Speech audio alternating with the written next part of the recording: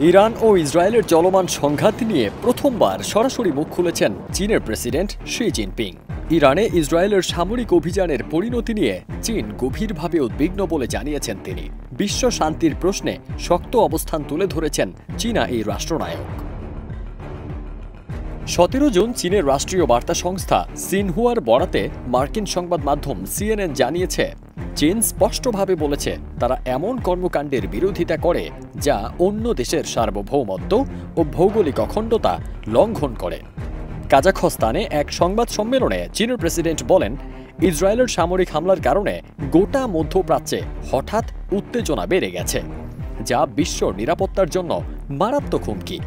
তিনি সব পক্ষকে দায়িত্বশীল ভূমিকা রাখার আহ্বান জানিয়ে বলেন, শান্তি ফেরাতে চীন সক্রিয়ভাবে সব পক্ষের সঙ্গে কাজ করতে প্রস্তুত।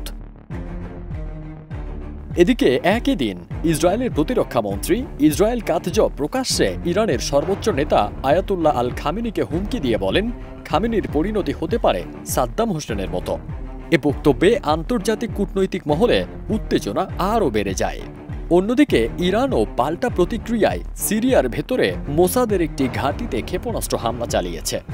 সেই সঙ্গে 17 জুন বিকেলে 1 ঘণ্টায় বেশ কয়েকটি হাইপারসনিক ক্ষেপণাস্ত্র নিক্ষেপ করে ইরান। বেজে ওঠে ইসরায়েলের সাইরেন। গত 5 দিনে এ সংঘাতে ইরানের অন্তত 224 জন এবং ইসরায়েলের 24 জন নিহত হয়েছেন। বিশ্লেষকরা বলছেন, এই যুদ্ধ শুধু মধ্যপ্রাচ্য নয়, বিশ্ব রাজনীতির চিত্রই পাল্টে দিতে পারে। ফারদিন সানি, দেশ রূপান্তর।